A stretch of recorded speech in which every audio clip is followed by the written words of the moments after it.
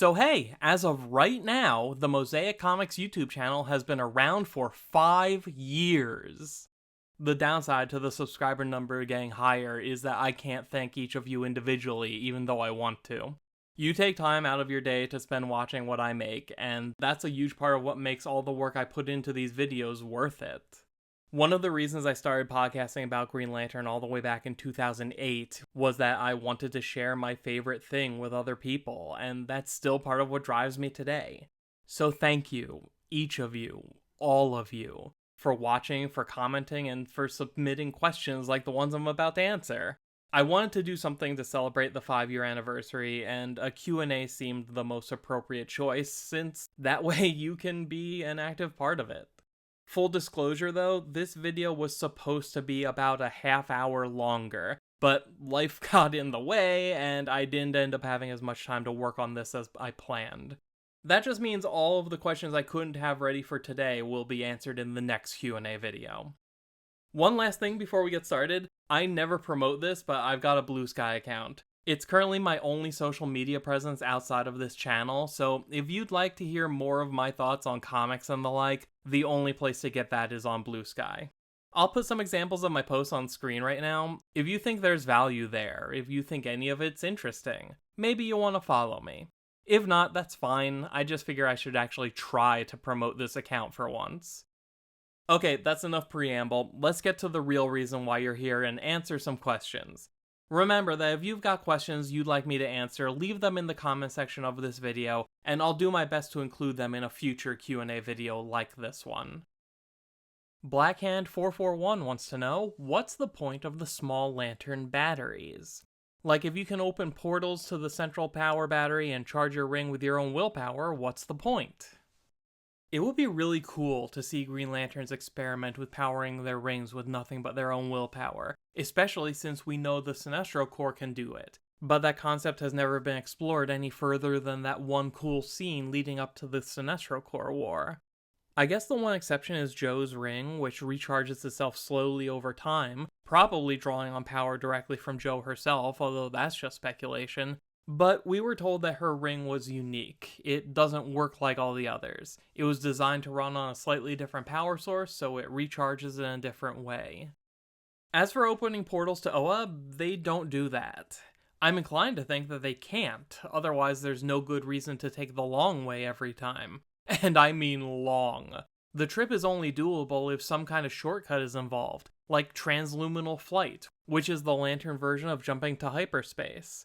But even then, Oa is too far away to go there every time you need to recharge, so the small personal power batteries are still the best option. There was a period of time where the Green Lanterns stored their personal batteries in a pocket dimension, so they could retrieve them from anywhere in the universe, which was super convenient.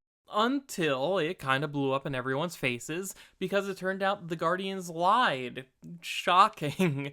It wasn't a pocket dimension at all. The batteries were actually being stored on a planet on the edge of the universe, and the inhabitants agreed to watch over the batteries as their keepers. It turns out that plugging thousands of power batteries into the ground for a few decades can have an impact on the environment, and this planet's ecosystem came to rely on that constant infusion of willpower energy. But then the Guardians decided to discontinue the project, so they took back all the batteries and abandoned this world and its people to wither away. Don't worry though, they became a planet of angry skeleton ninjas out for revenge. The fact is that rings constantly run out of power trillions of light years away from the central battery. Sometimes the fight is just that hard, like what we saw happen to Hal during the Sinestro Corps War. Sometimes the enemy has the ability to drain power out of a ring, like Black Hand and the Manhunters. There are so many ways a Green Lantern's ring could run out of power before they're able to make it back to Oa, and the only practical solution is to give every lantern their own portable charging station. It's not a perfect solution, since carrying your personal battery around with you all the time is too cumbersome, so there's still a risk of running out of power before you can return home to recharge. But wherever you keep your personal battery is going to be a lot closer than the central battery on Oa. WTSD asks, who are the support staff who are keeping the Green Lanterns up and running as an intergalactic peacekeeping organization? The jailers, the lawyers, mechanics, and cooks, and administrators. Believe it or not, it's usually all done by Green Lanterns. Salak is in charge of all the administrative tasks, Kilowog trains the new recruits, Vaz is the warden of the science cells, Greet runs the cafeteria, and it seems kind of weird at first, right? Recruiting someone into the Green Lantern Corps only to give them a 9 to 5 desk job or make them cook meals for everybody. For the longest time, it made no sense to me. Then I realized that this guarantees there will always be a staff of Green Lanterns on Oa no matter what, so the home base will always be protected. Dylan Bartlett asks, why do you think Simon Baz has yet to get his due? He seemed to have a few moments when he was first introduced, then disappeared until he shared a book with Jessica. Why do you think he isn't featured as much or even given the chance? I think it's a combination of a few things. First, we can't ignore the fact that Simon's character was built on a foundation of hot-button political issues that the writers, or more likely the publisher, don't want to engage with. On top of that, the instinct that most people have is to prioritize the most popular characters, since books starring them will lead to higher sales. This is why we keep seeing Hal and John as the main characters of every new Lantern book lately. Hal Jordan is the most popular Green Lantern among comic readers, and John Stewart is the most popular Green Lantern among everyone who isn't already reading Green Lantern comics. So those two get the most exposure. I wish they both get less focus so that other characters have the chance to shine, because the only way to elevate more characters to that level is by using them, by telling great stories with them at the center. You can argue that the character of Simon Baz is a big ball of unanswered questions and wasted potential, but all of that can be resolved easily by using him more, and not just as a supporting character in someone else's story, though at least that keeps him around. One more piece of this that I think deserves mentioning is the fact that Simon was probably created too late. Geoff Johns introduced Simon Baz in Green Lantern number 0 and spent a total of 5 issues really focusing on Simon's character and his family and his life before the focus shifted to a big chaotic event where Simon got lost in the shuffle, and then the instant that was over, Geoff Johns ended his run on Green Lantern. I personally think there's a lot to love about those first few issues focusing on Simon, but he really got the short end of the stick based on the timing of it all. Introducing a Muslim American Green Lantern who has to deal with the unwarranted fears of a post-9/11 America is something that meant a lot to Geoff Johns, and spoke to a lot of what his own family had to experience. But that means Geoff Johns needed to be the one to tell Simon's story. But there wasn't time. Geoff Johns left Green Lantern before properly showing the world why they should love this character. He left under the assumption that other writers would pick up the ball and run with it, and very few have even tried. On the bright side, Simon keeps showing up in the Lantern books. He's still given things to say and do. He hasn't been forgotten. And in fact, he was in the process of becoming something new and different during the latter issues of the Geoffrey Thorne run of Green Lantern. But that book ended abruptly because DC editorial kept changing their minds at the last minute. We may never know what direction Simon's character was going to take, but at least it's a sign that there are still writers out there with new ideas of what to do with him. Leroy the Flying Chihuahua says, now that we have a Red Lantern that's not in a Corps, how do you think an interaction with Ruby and the Red Lantern Corps would go? Or an interaction with her and Guy, since he led it for a while? Oh, Atrocitus would love it. It seems like the Red Lanterns are constantly in danger of running out of power or going extinct, so to find out that someone out there has an all-new way of tapping into the power of rage would make him so incredibly happy. Of course, he would try to exploit her to fit his own agenda, and Ruby wouldn't stand for any of it, so I don't see her getting along with the Red Lantern Corps if Atrocitus is involved. Or maybe they'd be on okay terms for a while, until Ruby realizes that she's being used. Guy, though? Guy would hand her a beer and immediately treat her like an equal. She'd be skeptical at first, but Ruby is very perceptive when it comes to lies, and she really resents people who tell them. So I think she'll come to trust Guy pretty quickly as long as he's honest with her. And he probably will be, since that's more or less how he won over all the other Red Lanterns after he joined their corps. Juan Bezonosero asks, can you tell us what was the deal with the whole warrior thing? Seriously, Wikipedia just mentions it and then moves on. So, a very long time ago, a few billion years I think, there was a warrior race called the Vuldarians, who could shapeshift their bodies into different kinds of weapons. And they tried to set themselves up as the unofficial protectors of the universe, or at least the part of it that they lived in. Unfortunately, they had too many enemies and were spreading themselves too thin, and eventually the Vuldarians found themselves close to extinction. What was left of their people traveled the universe looking for ways to rebuild what they'd lost. Eventually, they came to Earth and realized that they were biologically compatible with humans, which, hey, great, now they can rebuild their population. Except that none of the children born from Vuldarian and human parents developed any Vuldarian powers. It would take hundreds of years of Vuldarian DNA mixing with human DNA before a child would finally be born with Vuldarian powers.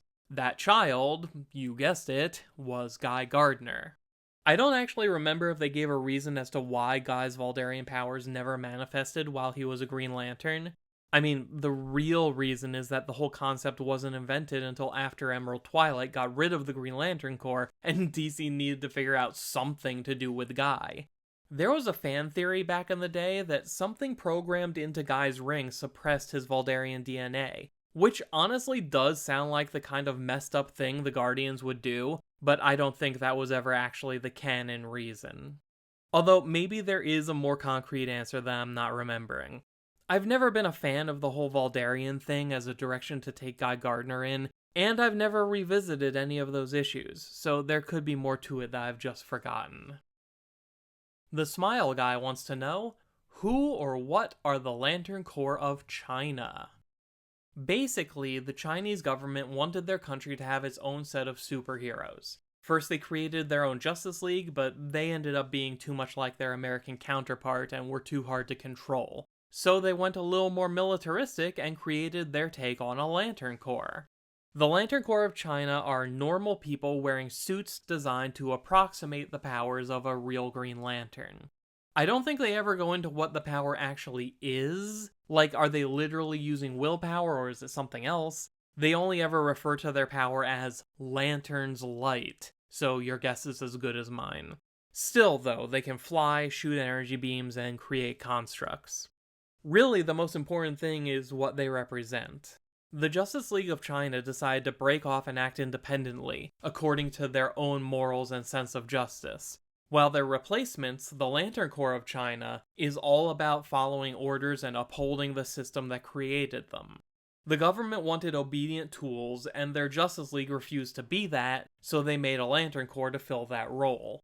I'd love to see this corner of the DC Universe fleshed out more. Maybe even let us get to know some of the people operating those lantern suits. Though I think the fact that they're nameless and faceless is kind of the point. Sardi Party says, while Hal was chasing Light Ray, his ring warns him of a potential Speed Force Singularity.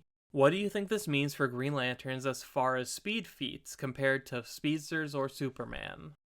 I talked about this in my video about how fast Green Lantern is, but basically what it means is that Hal was going so fast he was close to breaching the Speed Force, the power source for the Flash family. That same issue had the ghost of Hal's dad show up to talk to him, which I think actually makes sense, because if you look at the map of the multiverse, the Speed Force is actually a barrier that separates the mortal realm from the realm of the gods, which includes heaven. Now, all of that may not make total sense, especially since I've been told that you need to go way faster than the speed of light to enter the Speed Force. I don't know how fast exactly. I was only able to find some vague explanation about going faster than time, or something absurdly undefinable like that. If anybody out there knows a lot about the Flash, tell me in the comments if they've ever specified just how fast you need to go to enter the Speed Force. But regardless, this issue told us pretty definitively that a Green Lantern pushing themselves as hard as possible in the vacuum of space without any other distractions can almost reach the speed of light. Not quite the speed of light, but close. And they can't just do that anytime they want either. It's hard, and the proper conditions must be met for it to even have a chance of working. But still, it's a great achievement. Gurgofordo Specs asks, why hasn't Green Lantern ever had a sidekick?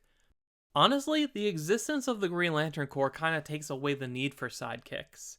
Even in the time before sector partners existed, there were still tons of other Green Lanterns that you could call on for help. Also, the structure of the Green Lantern Corps as law enforcement makes it harder to justify some junior hero tagging along. And considering how many wars the Green Lantern Corps get involved in, they really shouldn't be recruiting anyone all that young. I mean, they do, but they shouldn't. YouTube University asks, if you could get DC to make a whole comic about one Green Lantern lore question, what lore question would you select for that comic to be about? How about whatever happened to the Red Dawn?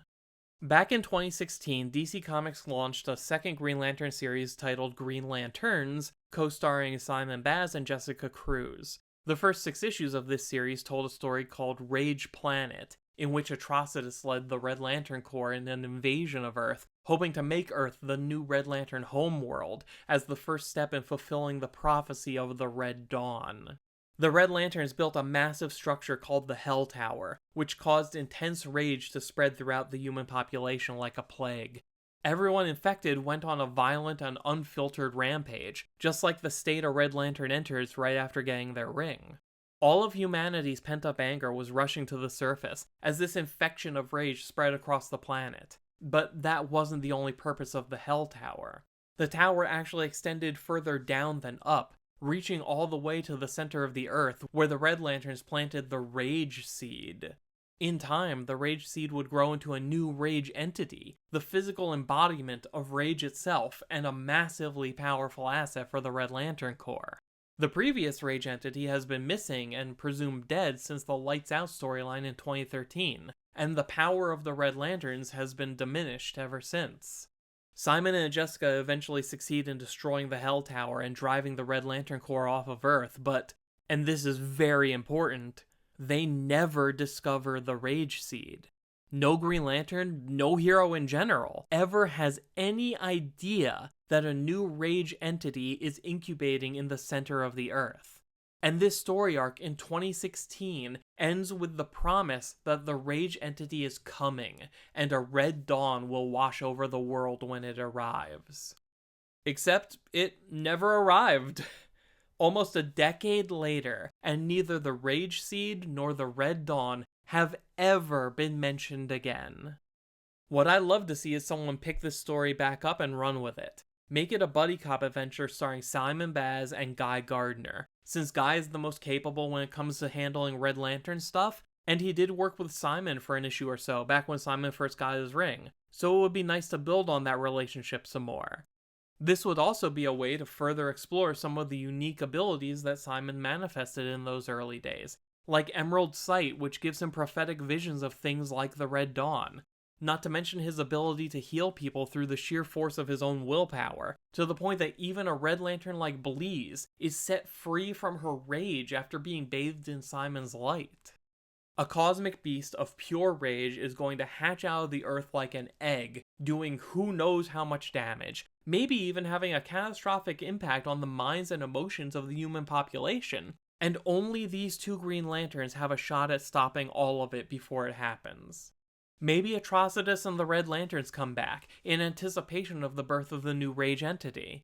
Maybe Bleeze is with them, but after all she's been through with Guy, and considering what Simon did to help her back then, who does she side with? How would Atrocitus react to seeing Guy again after everything the Guy did to him? There's endless potential for interesting character development, while telling a cosmic story that feels grounded and personal, while also tying up one of the biggest loose plot threads in Green Lantern history. Sunday Madubu wants to know, what do you think about how Parallax Jordan was killed in Beware My Power? Does it mean that lanterns could be killed with an arrow or a knife or sword? It's actually not that different from what happened in 0 Hour. While Parallax struggled against a rookie Green Lantern, Green Arrow shot him in the chest with an arrow. Not exactly the same, but similar enough. And yeah, any weapon could kill a Green Lantern who's being careless or isn't paying attention. The 1990s is full of examples of Kyle Rayner letting his guard down too early and getting knocked unconscious because of it.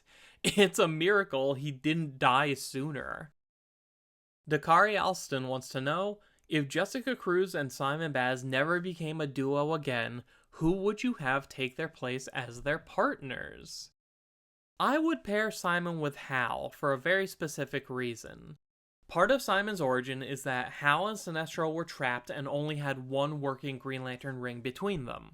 The only way they could escape was to send the ring out to recruit a new Green Lantern to come save them. But they ended up giving the ring conflicting commands. Sinestro told it to find someone who's just like Sinestro, and Hal told it to find someone who's just like Hal. And it chose Simon. That fact alone implies a lot about Simon as a person, but it's never been explored. I think if he had to work closely with Hal for a long period of time, their similarities would become apparent, while also allowing Hal the opportunity to recognize the ways in which Simon is like Sinestro. I would pair Jessica with Guy, because they have virtually nothing in common. He's a loud, rude, overconfident jock who loves beer and football. She's a reserved nerd who wants nothing more than to stay at home all day in pajamas eating pancakes and playing Pokemon. There is no logical reason that they should get along, which is the perfect recipe for a buddy cop story. And I'd be really interested to see how Guy reacts to Jessica's anxiety. I imagine he'd be pretty supportive, after making it much worse first. Alien Androctone wants to know, if Hal permanently switched to a different Lantern Corps, which would you put him in? You know what? Orange. Hal Jordan has some of the strongest willpower out there, so I think it would be really interesting to see the tug of war between his will and the bottomless well of pure greed that dominates the minds of anyone the orange light touches. Blue Fire asks, what's the power level of an average lantern? Like, how strong and tough are they? How fast do they fly? What's their effective range? A power ring is often referred to as the most powerful weapon in the universe. However, in many stories I've read that feature lanterns, they don't seem all that impressive. Heck, it seems like all of the non-protagonist lanterns are kinda jobbers. If a completely average person received a lantern ring, just how powerful of a being would it make them? Well, Kyle Rayner was a completely average person who received a ring, and he very casually blew up a planet not long after. He was also standing on that planet when it blew up, and walked away from the explosion unharmed. Here's the thing, there is no standard power level for Green Lanterns. The ring contains a certain amount of willpower energy, and the user amplifies that energy with their own willpower. So how strong a ring is or isn't depends on who's using it. But there's more to it than that. The thing that makes it the most powerful weapon in the universe has a lot to do with its versatility.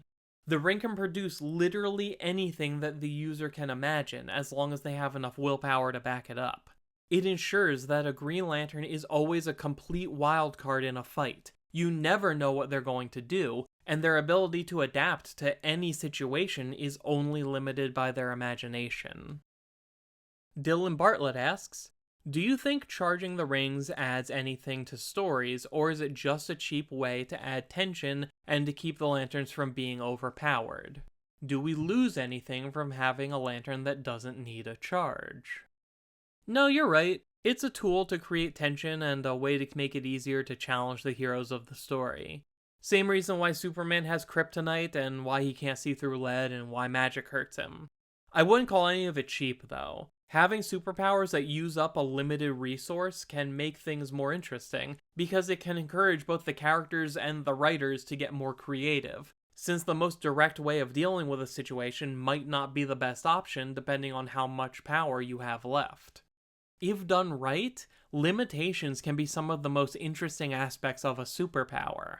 Sure, it can be lame if it's mishandled, but those expectations need to be reset with each new writer, because everything ultimately hinges on how good their ideas are.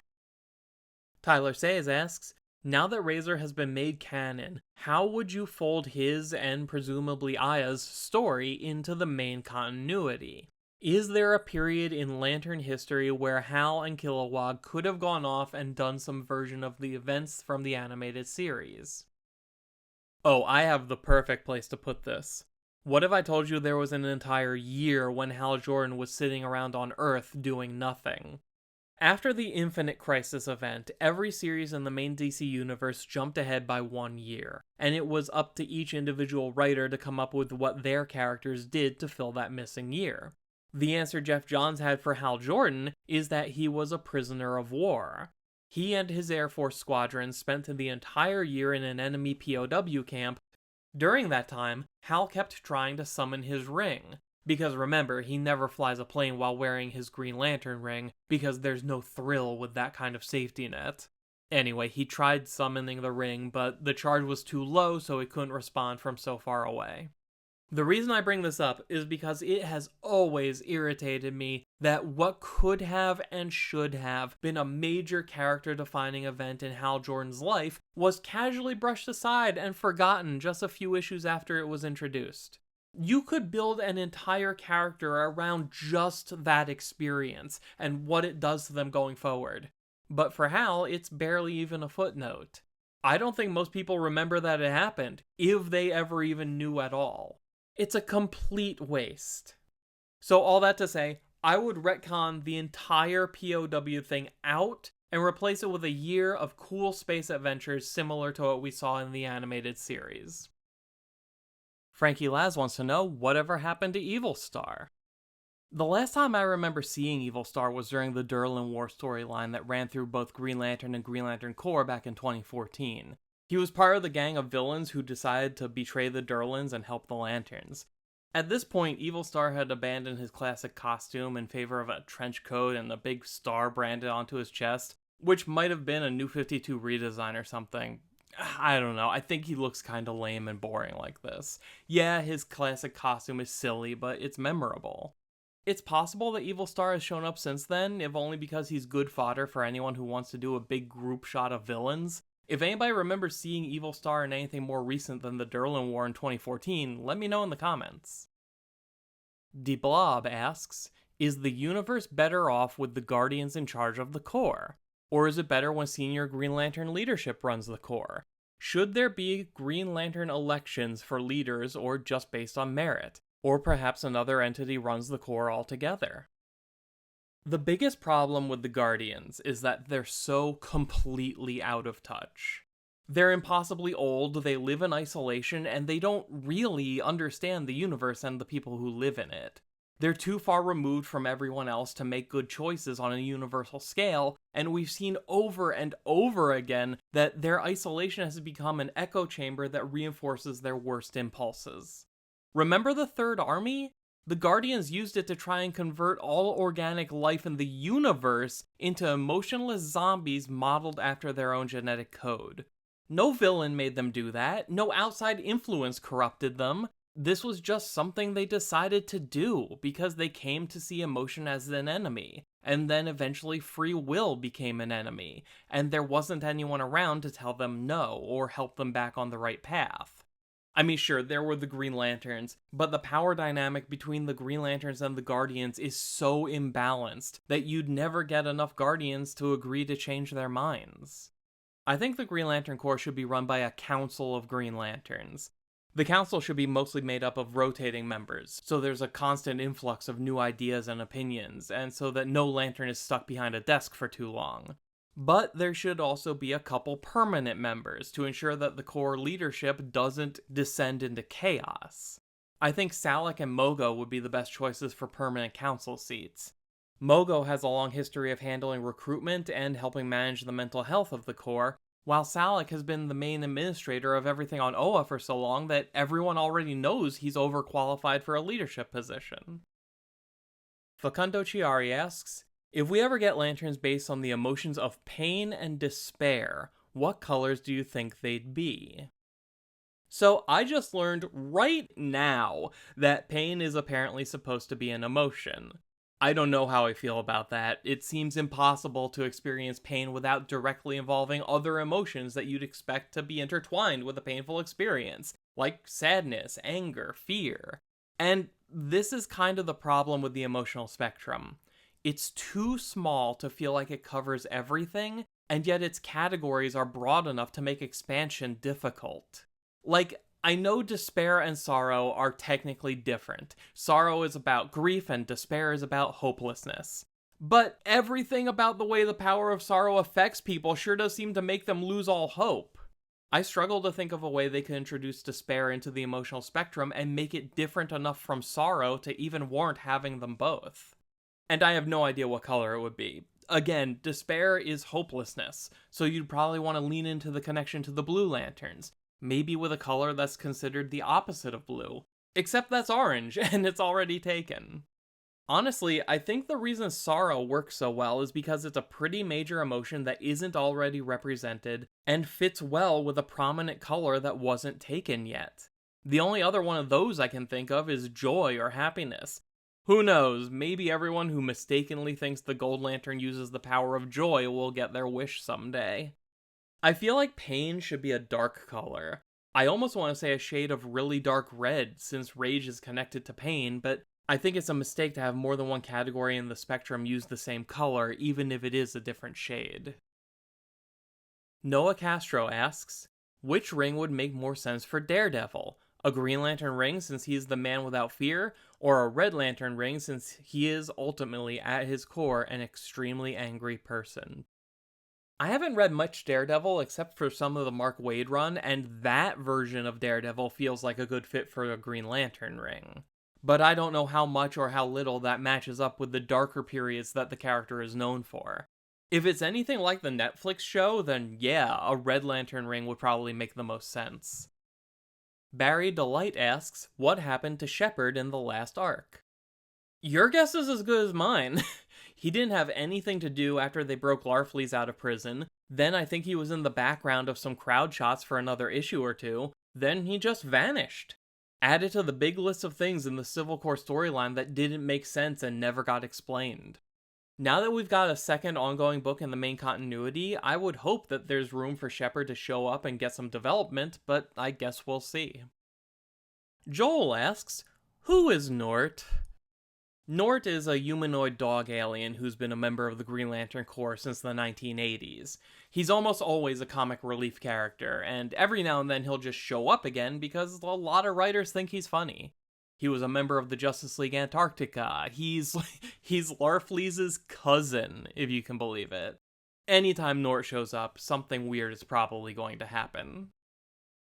John Ty asks, what do you think about the ongoing fandom arguments of change versus status quo within Big Two comics? It just feels like people from both sides of this are very hypocritical. Retaining a status quo or changing it isn't a one-size-fits-all solution. It's about how it's used in a story. Does the change enhance the character, or does it take away a good or great status quo? With how fans talk about this, it's always one extreme over the other. I think that if you're going to be pushing forward an ongoing continuity every week and month for decades at a time, then the status quo shouldn't ever be allowed to remain the same for very long. Continuity demands change. That doesn't mean that everything from the past should be forgotten, but it also isn't good to make so many big decisions based on nostalgia. As fans, we can be set in our ways, and when you combine that with how risk-averse big companies are, that leads to us being trapped in this perpetual cycle of DC and Marvel constantly telling us that nothing will ever be the same again, only to undo all of those changes a few years later. Everything we do today is based on what happened yesterday. The past will never stop being important for all of these characters and their stories, and moving forward doesn't mean forgetting about any of it. But there is no real forward movement unless things have the freedom to change. They have to change meaningfully and permanently whenever it makes sense, whenever the story calls for it. And we can always look back. Fans can always reread old stories. Characters can always reference the old status quo in their new stories. But we should never go back, and we should absolutely never stand still.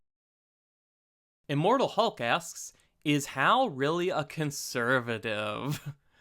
Okay, look, when hundreds of writers tell stories about the same character almost non-stop for 60 years, the result is that you can find a moment here and there to support just about any argument you want to make. Is Hal canonically a conservative? No, he isn't. Claire Sunshine wants to know, of all the Earth Lanterns, who do you think is the most underrated? Who's the most underrated Lantern in the entire Green Lantern Corps? Who's the most underrated Lantern in all of the Corps? The most underrated Earth Lantern is Simon. He's got a really good supporting cast that we don't get to see anymore. He's got this political thriller storyline that just got dropped. He somehow manages to do things with the ring that nobody else has ever done, which for some reason has never been explored. Simon is great, but he's relegated to being a supporting character, and all the coolest stuff about him never comes up anymore. The most underrated member of the Green Lantern Corps overall... I think it might be Salik. Plenty of people like Salik, but pretty much everyone only thinks of him as that guy who sits behind a desk doing office work. Even when he does get a cool moment, like when he stood up to the Alpha Lanterns during Blackest Night, he beat them by using legal loopholes, which not a lot of people will find exciting. I think Salik is overdue for an adventure out in the field, either solo or with one other character. The most underrated lantern across all the Corps. Wow, how do you even pick one? Okay, you know what? This might be cheating, but I'm going to say all of the members of the Blue Lanterns, Star Sapphires, and Indigo tribe who show up constantly in crowd shots but are never given any storylines or dialogue or even treated like actual characters. Each of these corps may as well have a total of 2 members, because everyone else is just there to be window dressing. The dictionary definition of underrated is to not be valued highly enough, and I can't think of a better example than all of these supposed characters who only exist to trick us into thinking that these corps are massive. The Titan wants to know, do you think the focus on Green Lantern has been to the detriment of the rest of DC Cosmic? I think DC desperately needs to do what Marvel did with Annihilation.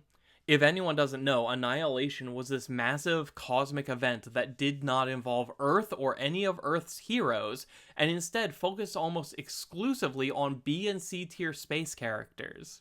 It was a massive success that rejuvenated Marvel Cosmic and made a lot of lower tier characters into a big deal. When I think about the things you could do with the Reach, the Spider Guild, the Omega Men, Rebels, the Vega System, not to mention everyone associated with Rand, Thanagar, and Tamaran. Hell, throw Space Cabbie in there for good measure. Then sprinkle in things like the Lanterns and Dark Stars, the Manhunters, the Weaponers of Quard. And some of this does get explored in Green Lantern. We just finished a story arc about the rise and fall of a corrupt United Planets. The Robert Venditti run made good use of the New Gods and New Krypton. And who could forget the Durlan War?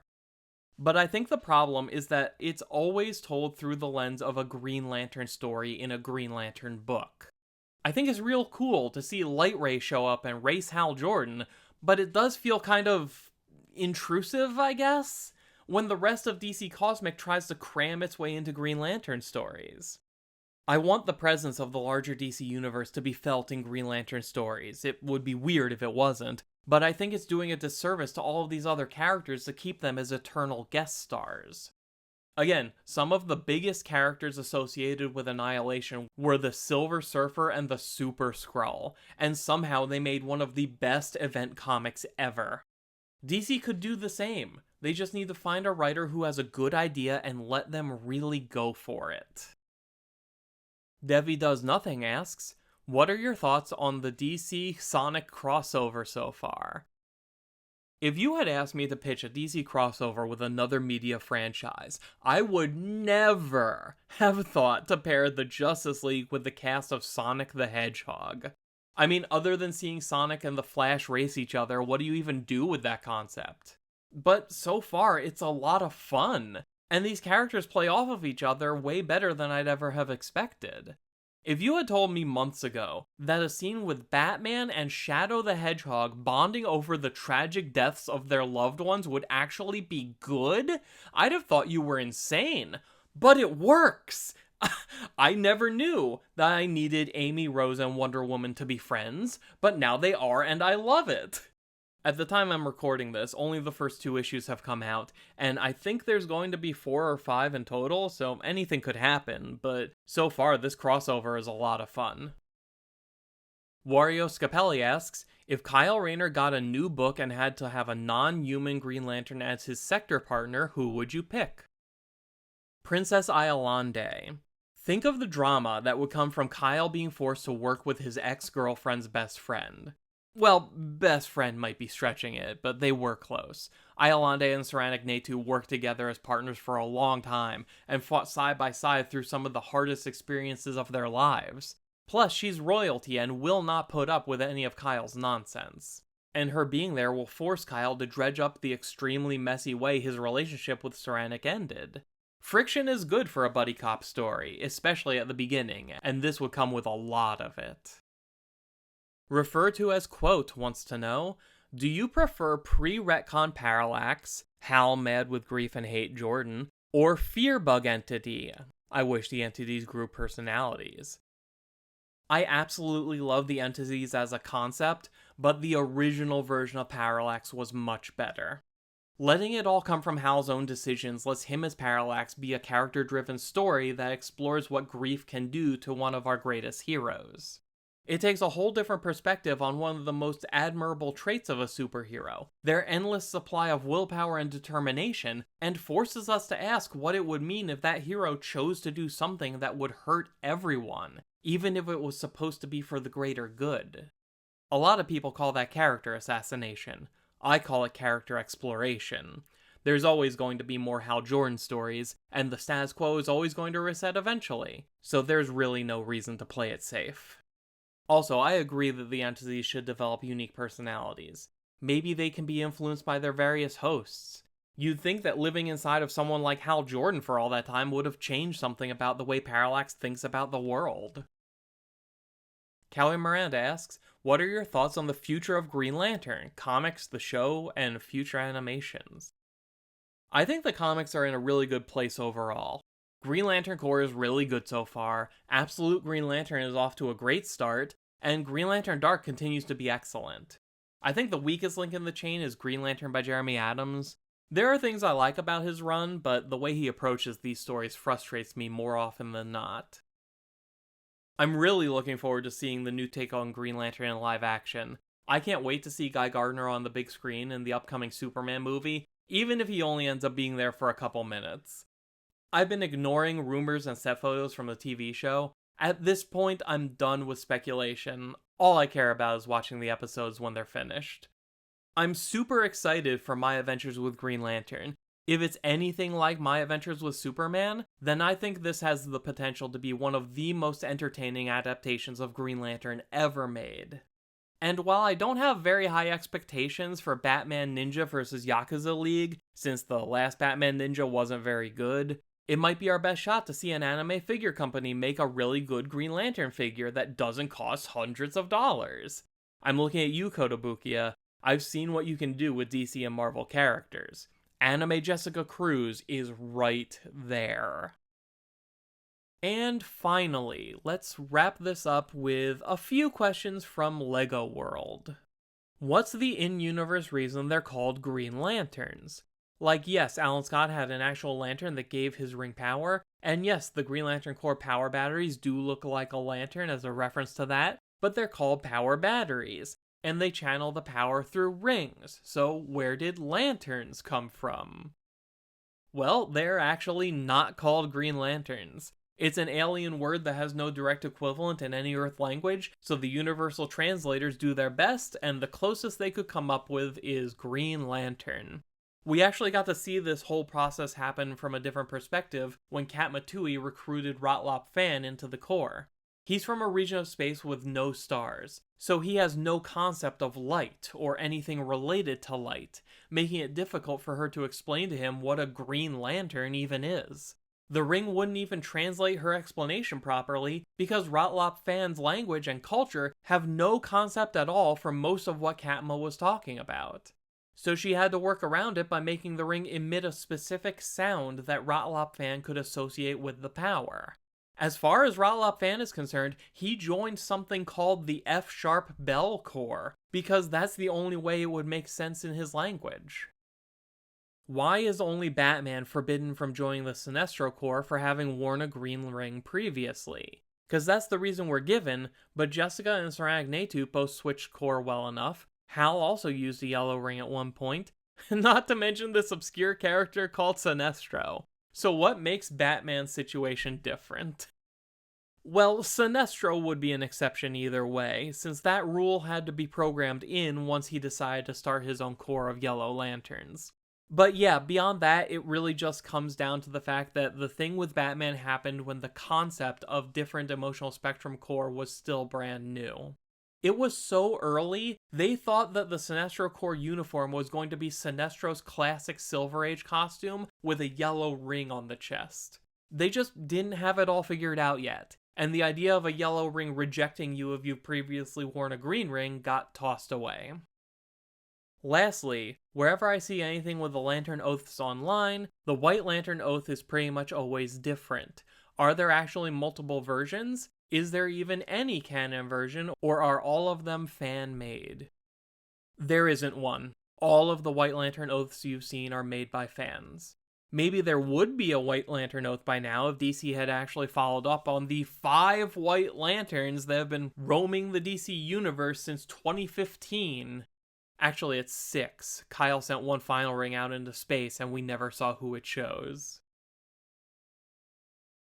And I think that'll do it for this time. I hope you enjoyed it, and I want to thank you again for helping make 5 years of content creation feel worth it. As long as I continue to enjoy doing this, and as long as you continue to enjoy watching, then Mosaic Comics will continue to be part of our lives for years to come. Thank you for taking the time to watch. Thank you for a great 5 years. My name is Dan. We'll talk again soon.